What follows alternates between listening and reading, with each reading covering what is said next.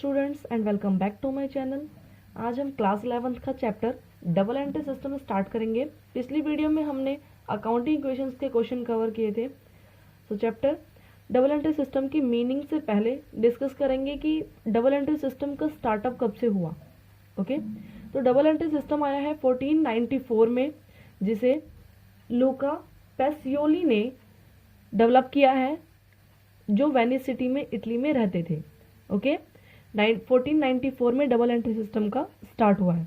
The double entry system of accounting और book keeping means that for every transaction amount must be recorded in a minimum 2 accounts. Double entry system का मतलब क्या होता है कि business के transactions को 2 अकाउंट में मेंटेन करना, 2 अकाउंट्स में रिकॉर्ड करना। डबल एंट्री सिस्टम के बेस पे ही आगे सारे न्यूमेरिकल्स चैप्टर हैं, क्योंकि अकाउंट जो है वो डबल एंट्री सिस्टम पे ही बेस्ड होती है। इसका मतलब क्या है कि किसी भी ट्रांजेक्शन्स के 2 एस्पेक्ट्स होते हैं, एक डेबिट तो दूसरा क्रेडिट। कंपनी में जितनी असेट्स होगी उसके बराबर ही कंपनी में लायबिलिटीज होगी, मीन्स असेट्स बराबर लायबिलिटी। ओके, जैसे परचेज गुड्स फॉर कैश, हमने कोई गुड्स परचेज किया कैश में पेमेंट करके 10,000 रुपीज़ का। इसका मतलब है कि हमारे पास सामान कंपनी में आ रहा है, तो सामान क्या हो जाएगा, मतलब परचेज क्या हो जाएगा, डेबिट 10,000 रुपीज़ से। और दूसरी तरफ कैश जा रहा है कंपनी से, तो कैश क्या हो जाएगा, क्रेडिट। 2 साइड इफेक्ट पड़ रहा है कंपनी में, एक डेबिट और एक क्रेडिट, और 2 अकाउंट पे इफेक्ट पड़ रहा है, एक परचेज अकाउंट पे और एक कैश अकाउंट पे। तो मीनिंग क्लियर कि 2 अकाउंट्स में रिकॉर्ड किया जाता है मिनिमम। किसी भी बिजनेस ट्रांजेक्शन्स को 2 अकाउंट्स में रिकॉर्ड किए जाते हैं, एक परचेज अकाउंट और एक कैश अकाउंट। इस एग्जांपल के अकॉर्डिंग फर्क पड़ रहा है। और दूसरा 2 एस्पेक्ट्स होते हैं इसके, एक डेबिट और एक क्रेडिट। क्लियर? और एग्जांपल लेते हैं, जैसे कि परचेज गुड्स फॉर क्रेडिट, हमने गुड्स परचेज किया क्रेडिट पे गुड्स परचेज किया। इसका मतलब क्या है कि कंपनी के पास सामान तो आ गया, लेकिन कंपनी उसकी पेमेंट इन फ्यूचर में करेगी। इस केस में कंपनी के पास सामान आ रहा है और कंपनी की लायबिलिटी क्रिएट हो रही है कि मुझे पेमेंट करना है, लायबिलिटी क्रिएट हो रही है। तो 2 साइड इफेक्ट पड़ रहा है, एक तो सामान आ रहा है इसलिए कंपनी की असेट्स, और दूसरी तरफ कंपनी की लायबिलिटी क्रिएट हो रही है कि कंपनी को फ्यूचर में पेमेंट करना है, तो ये लायबिलिटी। क्लियर? तो यहाँ पे 2 अकाउंट पे इफेक्ट पड़ रहा है, एक असेट्स और दूसरा लायबिलिटी। ओके, जरूरी नहीं है कि असेट्स और लायबिलिटी दोनों पे इम्पैक्ट पड़े किसी भी ट्रांजेक्शन्स का। ऐसा भी हो सकता है कि किसी ट्रांजेक्शन्स का ओनली असेट्स पे ही इम्पैक्ट पड़ रहा हो दो बार, और कि या तो लायबिलिटी पे ही इम्पैक्ट पड़ रहा हो 2 बार, या फिर असेट्स और लायबिलिटी पे इम्पैक्ट पड़ रहा हो। एग्जांपल लेते हैं, जैसे कि अभी जो हमने एग्जांपल लिया परचेज गुड्स ऑन क्रेडिट, हमने कोई गुड्स खरीदा क्रेडिट पे। इस केस में कंपनी को पेमेंट करनी है तो लायबिलिटी क्रिएट हो रही है, और दूसरी तरफ कंपनी के पास सामान आ रहा है तो कंपनी की असेट्स बढ़ रही है, तो 2 साइड इफेक्ट पड़ रहा है। क्लियर? लेकिन जो हमने उससे पहले एग्जाम्पल लिया था परचेज गुड्स फॉर कैश, हमने कोई गुड्स परचेज किया कैश में। इस केस में सामान आ रहा है कंपनी के पास तो कंपनी की असेट्स बढ़ रही है, और दूसरी तरफ कंपनी के पास से कैश जा रहा है तो कंपनी की असेट्स ही घट रही है। इसका मतलब क्या है कि किसी भी ट्रांजेक्शन 2 अकाउंट पे इफेक्ट डालते हैं, चाहे वो असेट्स की दोनों अकाउंट्स हो, या फिर दोनों अकाउंट्स लायबिलिटी की हो, या फिर एक असेट्स की अकाउंट हो और दूसरा लायबिलिटी का अकाउंट है। क्लियर? आगे न्यूमेरिकल्स में और अच्छे से क्लियर हो जाएंगे। नेक्स्ट है features. Each business transaction affect 2 accounts, हर एक बिजनेस ट्रांजेक्शन 2 अकाउंट्स को इफेक्ट डालती है। ओके, ये तो मीनिंग में ही क्लियर हो चुका और एग्जांपल्स में।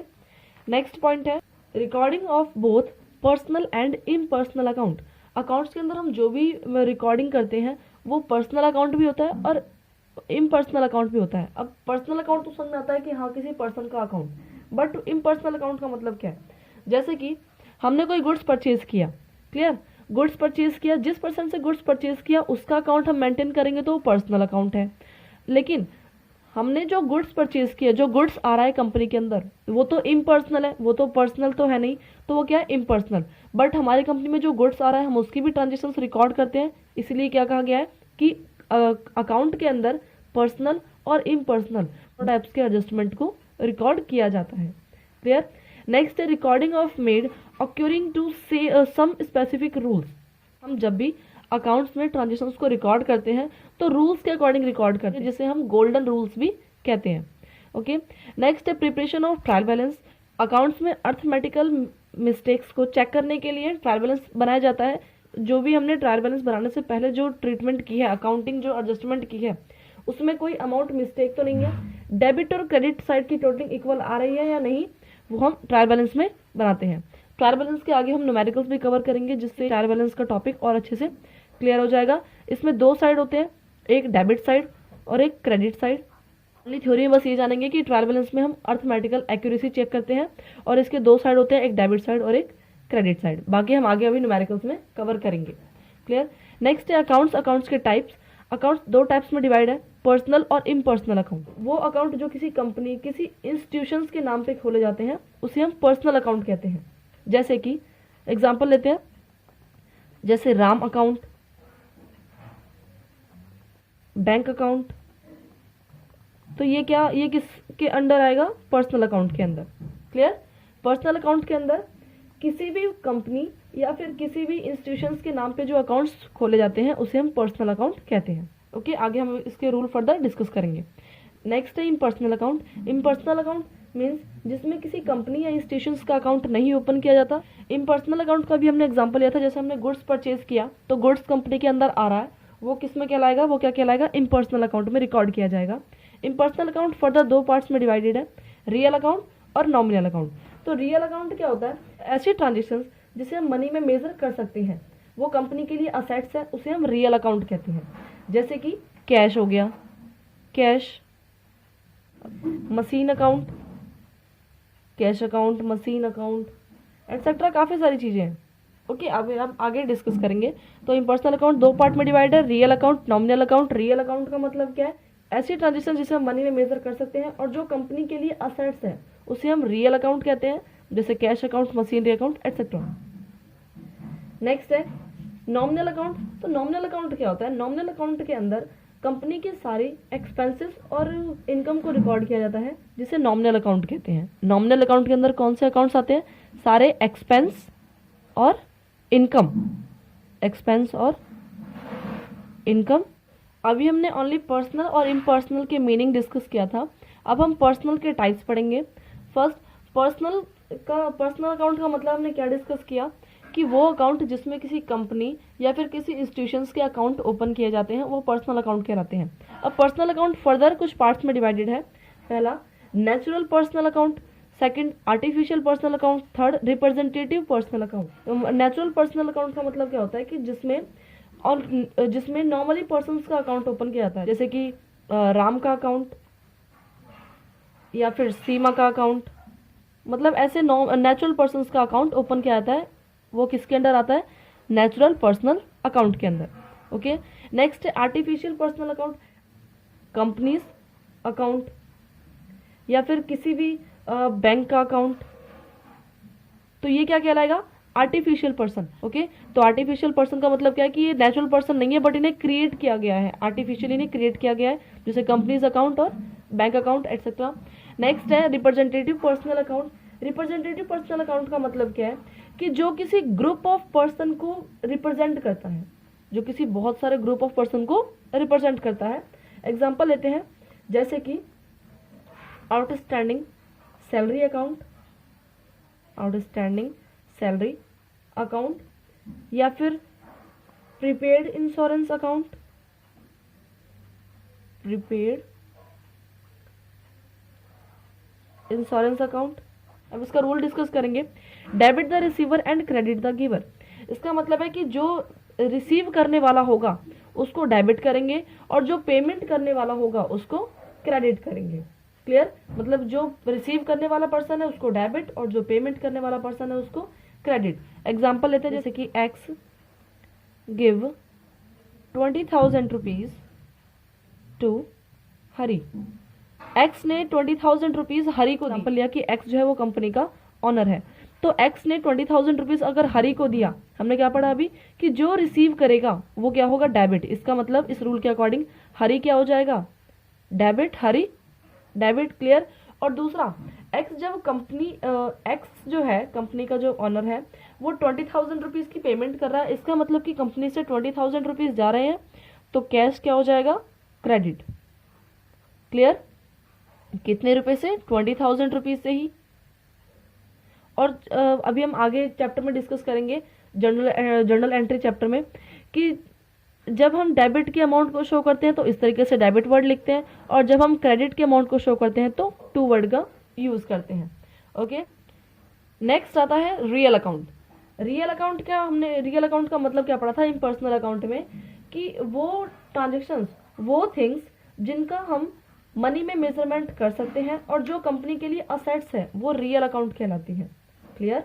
रियल अकाउंट जैसे कि कैश हो गया, फर्नीचर हो गया, गुडविल हो गया, काफ़ी सारी चीज़ें हैं। ओके, रियल अकाउंट्स दो टाइप्स में डिवाइड है। फर्स्ट है टेंजिबल रियल अकाउंट और सेकंड है intangible real account. Tangible real account का मतलब क्या होता है कि वो गुड्स, वो कंपनी की असेट्स जिसे हम टच भी कर सकते हैं और सीन भी कर सकते हैं और मनी में मेजर भी कर सकते हैं, जिसे हम परचेज सेल भी कर सकते हैं। क्लियर? तो टेंजिबल रियल अकाउंट का मतलब क्या होता है, जिसे हम टच सीन कर सकते हैं। इसका एग्जांपल लेते हैं रियल अकाउंट का, जैसे कि कैश, काफ़ी सारे एग्जांपल हो जाएंगे, कैश, स्टॉक, है ना, फर्नीचर, काफ़ी एग्जांपल्स हैं।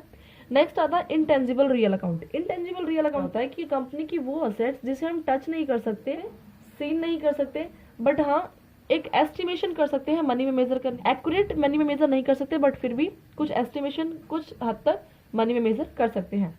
एग्जांपल लेते हैं जैसे कि गुडविल। गुडविल क्या होती है? गुडविल होती है कंपनी की रेपुटेशन या कंपनी का गुड नेम जो मार्केट में छाया हुआ है। कंपनी ने अपनी ऑनेस्टी से, अपनी हार्ड वर्क से जो मार्केट में रेपुटेशन कमाया है वो क्या कहलाती है? कंपनी की गुडविल। तो गुडविल को हम टच और सीन तो नहीं कर सकते, लेकिन हाँ मनी में ज़रूर मेजर कर सकते हैं कि हमें गुडविल के कारण इतना प्रॉफिट हो। नेक्स्ट आता है इसके रूल। रूल है debit what comes in and credit what goes out. जो भी कंपनी के अंदर आ रहा है वो डेबिट होगा और जो भी कंपनी से बाहर जा रहा है वो सारा क्रेडिट होगा। क्लियर? तो हम इसके लिए पहले एक एग्जांपल लेंगे। एग्जांपल है परचेज फर्नीचर फॉर कैश। हमने फर्नीचर परचेज किया कैश में 10,000 रुपीज़ का। इस केस में कंपनी के पास फर्नीचर आ रहा है तो फर्नीचर क्या हो जाएगा? डेबिट, क्योंकि क्या लिखा है रूल के according, debit what comes in. जो भी कंपनी के अंदर आ रहा है वो क्या होगा? डेबिट। तो फर्नीचर क्या हो जाएगा? डेबिट। दूसरा क्रेडिट व्हाट गोज आउट। जो भी कंपनी से बाहर जा रहा है वो सारा क्या होगा? क्रेडिट। डेबिट क्या होगा? फर्नीचर, और क्रेडिट क्या होगा? कैश। ओके, नेक्स्ट आता है नॉमिनल अकाउंट। नॉमिनल अकाउंट का मतलब इसके सारे एक्सपेंस और सारी इनकम्स को रिकॉर्ड करते हैं। ओके, इसका रूल है debit all the expense and losses and credit all the income and gains. Expense कौन कौन से? एक्सपेंस लेते हैं पहले। एक्सपेंस कौन कौन से रिकॉर्ड किए जाते हैं? तो जैसे सैलरी पे किया है ना, सैलरी पेड, कमीशन पेड, ये क्या है कंपनी के लिए? एक्सपेंस। और इन एक्सपेंस को हम क्या करेंगे? अकाउंट्स में, नॉमिनल अकाउंट में डेबिट। क्लियर? नेक्स्ट आता है इनकम। इनकम कौन कौन सी है कंपनी के लिए? और भी एक्सपेंस है। ओके, इनकम कौन कौन सी है? इनकम जैसे कमीशन, कंपनी को यहाँ पे कमीशन पे किया गया था और यहाँ पे इनकम है तो कमीशन मतलब रिसीव का एग्जांपल लेंगे तो कमीशन रिसीव्ड, इंटरेस्ट रिसीव्ड, ये कंपनी के लिए क्या होगी? इनकम। क्लियर? तो यहाँ पे हमने रूल में क्या पढ़ा? Debit all the expense and loss and credit all the income and gains. जो भी एक्सपेंसेस लॉसेज होंगे वो सारा हम डेबिट साइड रिकॉर्ड करेंगे और जो भी इनकम और गेन्स होंगी वो सारी हम क्रेडिट साइड रिकॉर्ड करेंगे। एग्जाम्पल लेते हैं जैसे कि example salary paid. Okay, salary paid. तो यहाँ पे सैलरी क्या है? सैलरी पेमेंट की है। सैलरी पेमेंट क्या कहलाएगा? एक्सपेंस कंपनी की। एक्सपेंस है तो क्या पढ़ा हमने कि डेबिट साइड रिकॉर्ड किया जाएगा, तो सैलरी क्या हो जाएगी? डेबिट। ओके, और दूसरी तरफ जब कंपनी ने सैलरी की पेमेंट की है तो कंपनी के पास से कैश जा रहा है तो कैश क्या हो जाएगा? Credit. Okay, next advantages of double entry system. Double entry system के फायदे क्या है? एडवांटेजेस क्या है? काफ़ी सारे फायदे हैं। फर्स्ट है कंप्लीट रिकॉर्ड ऑफ ट्रांजेक्शन्स। जब हम दो साइड, दो एस्पेक्ट्स लेके चलते हैं तो उस केस में कंप्लीट रिकॉर्ड होती है ट्रांजेक्शन्स की। क्योंकि अगर हमने कोई गुड्स परचेज किया कैश में और हमने ये एंट्री कर लिया अकाउंट के अंदर कि हमने गुड्स परचेज किया, गुड्स आ रहा है कंपनी के अंदर, और ये नहीं लिखा कि हमने कैश की पेमेंट की है, इससे हमें इन फ्यूचर में कैसे पता चलेगा कि हमने कैश की पेमेंट कर दी या फिर अभी हमने करना बाकी है। इसीलिए अगर हम डबल एंट्री सिस्टम के अकॉर्डिंग अकाउंट्स मेंटेन करते हैं तो कंप्लीट रिकॉर्ड होगी सारे ट्रांजेक्शन्स की। First point clear. सेकंड है preparation of trading and profit and loss account. Double entry system के अकॉर्डिंग ही हम आगे न्यूमेरिकल क्वेश्चंस में भी कवर करेंगे कि हम ट्रेडिंग अकाउंट और profit and loss account maintain करते हैं। Trading and profit and loss account से क्या है कि कंपनी के प्रॉफिट एंड लॉस का पता चलता है, कंपनी में कितना ट्रांजेक्शन है, कितना परचेज किया हमने सामान, कितना सेल किया, ये सारी ट्रांजेक्शन हमें ट्रेडिंग प्रॉफिट एंड लॉस से ही पता चलती है, जो फाइनेंशियल स्टेटमेंट कहलाते हैं। ओके, नेक्स्ट है, अभी फिलहाल हमें बस ये याद रखना है कि जो डबल एंट्री सिस्टम है वो हमारी हेल्प करता है trading profit and loss account maintain करने में। नेक्स्ट आता है knowledge of the financial position of business. Double entry system के बेस पे अकाउंटिंग ट्रीटमेंट करने से हमें अपने बिजनेस की फाइनेंशियल पोजीशन का पता चलता है। क्लियर। नेक्स्ट है लेस पॉसिबिलिटी ऑफ फ्रॉड। अगर हम अकाउंट के अंदर सारे ट्रांजेक्शन को रिकॉर्ड करेंगे तो पॉसिबिलिटी बहुत कम होगी फ्रॉड की। क्लियर, फ्रॉड की पॉसिबिलिटी बहुत ही कम हो जाएगी। नेक्स्ट आता है कंपैरेटिव स्टडी। बिजनेस ट्रांजेक्शन्स अगर हम हर एक ईयर सारी ट्रांजेक्शन्स रिकॉर्ड करते हैं डबल एंट्री सिस्टम के बेस पे, हर एक ट्रांजेक्शन्स को रिकॉर्ड करते हैं, तो कंपैरेटिव स्टडी पॉसिबल हो पाएगा। मतलब हम पिछले साल के प्रॉफिट एंड लॉस को इस साल के प्रॉफिट एंड लॉस से कंपेयर कर पाएंगे, वो भी इजीली, और फिर उसके बिहाफ पे करेक्टिव एक्शन भी ले पाएंगे। नेक्स्ट आता है suitable for all type of business. Double entry system हर एक बिजनेस टाइप्स के लिए हेल्पफुल है, चाहे वो बिजनेस स्मॉल साइज का हो या फिर लार्ज साइज का। क्लियर। नेक्स्ट आता है knowledge of various information. Double entry system के अकॉर्डिंग अकाउंट मेंटेन करने से हमें काफी सारी इन्फॉर्मेशन रिसीव होती है कि हमने पूरे साल में कितने का गुड्स परचेज किया, कितना गुड्स सेल किया, क्लोजिंग स्टॉक कितना है, और हमें अपने कस्टमर्स से कितने रुपए लेना है, या फिर किस सप्लायर को कितने कितने रुपए पेमेंट करनी है। सारी इन्फॉर्मेशन जो है हमें अकाउंट मेंटेन करने से ही मिलती है। नेक्स्ट आता है डिसएडवांटेजेस। इसके डिसएडवांटेजेस क्या है, क्योंकि किसी भी चीज के अगर एडवांटेजेस है तो उसके डिसएडवांटेजेस भी है, तो डिसएडवांटेजेस पढ़ेंगे हम डबल एंट्री सिस्टम के। सबसे पहला पेपर वर्क बहुत ज्यादा होता है, ध्यान देना पड़ता है कि ये डेबिट होगा, ये क्रेडिट होगा, सारे रूल्स ध्यान रखने पड़ते हैं, तो पेपर वर्क तो बहुत ज्यादा है। ओके, सारे अकाउंट्स मेंटेन करने पड़ेंगे। नेक्स्ट आता है कॉम्प्लेक्सिटी। बहुत ही कॉम्प्लेक्स पड़ जाता है, बहुत ही डिफिकल्ट पड़ जाता है, क्योंकि इतने सारे रूल्स हमें याद रखने पड़ते हैं, हर एक ट्रांजेक्शन के लिए ध्यान रखना पड़ता है कि ये कौन सी चीज़ डेबिट होगी, कौन सी चीज़ क्रेडिट होगी, इसलिए कॉम्प्लेक्स पड़ जाता है। क्योंकि हमें पहले सारे ट्रांजेक्शन को पहले आइडेंटिफाई करना पड़ता है कि ये हमारा पर्सनल है या रियल है या नॉमिनल है, उसके भी पे फिर हम उसे एंट्री में लाते हैं। ओके, तो कॉम्प्लेक्स तो पड़ जाता है। नेक्स्ट आता है एक्सपेंसिव। एक्सपेंसिव भी बहुत ज़्यादा होता है, क्योंकि पेपर वर्क है ही, स्टाफ्स को पेमेंट करने के लिए, जो भी अकाउंट को मेंटेन करेगा डबल एंट्री सिस्टम के बेस पे, बुक कीपिंग करेगा, रिकॉर्ड करेगा, उसको पेमेंट भी करनी होगी, तो कंपनी के लिए क्या है, ये एक्सपेंसिव है।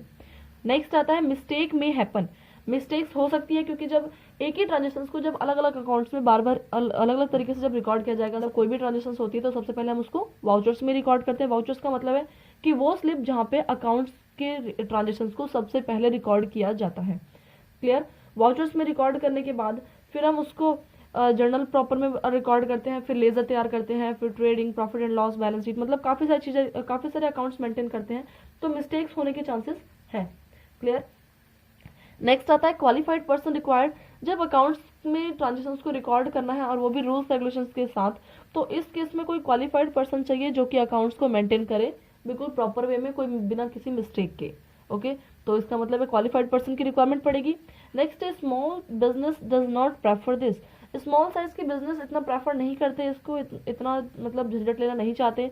वो डायरेक्टली ये सोचते हैं कि जो हमारे पास पैसे रिसीव हो रहे हैं वो ठीक है आ रहे हैं, लिख दिया कि एक्स से इतने अमाउंट रिसीव हुआ, और हमने सप्लायर को पेमेंट की है तो सप्लायर को पेमेंट की, paid to supplier 10,000 rupees, 20,000 rupees. तो स्मॉल साइज के बिजनेस इतना बर्डन नहीं लेते कि सबसे पहले वो वाउचर्स में रिकॉर्ड करेंगे, फिर जर्नल में, फिर कैश बुक में, फिर सब्सिडरीज, इस तरीके से इतना झंझट नहीं लेते, इतना बर्डन नहीं लेते।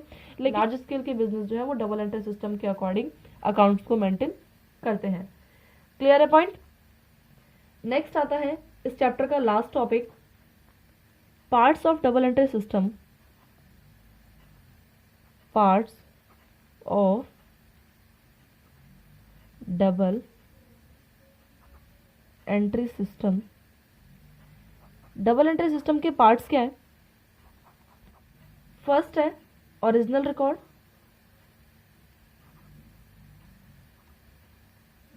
Original record. सेकंड आता है क्लासिफिकेशन करना, क्लासिफिकेशन।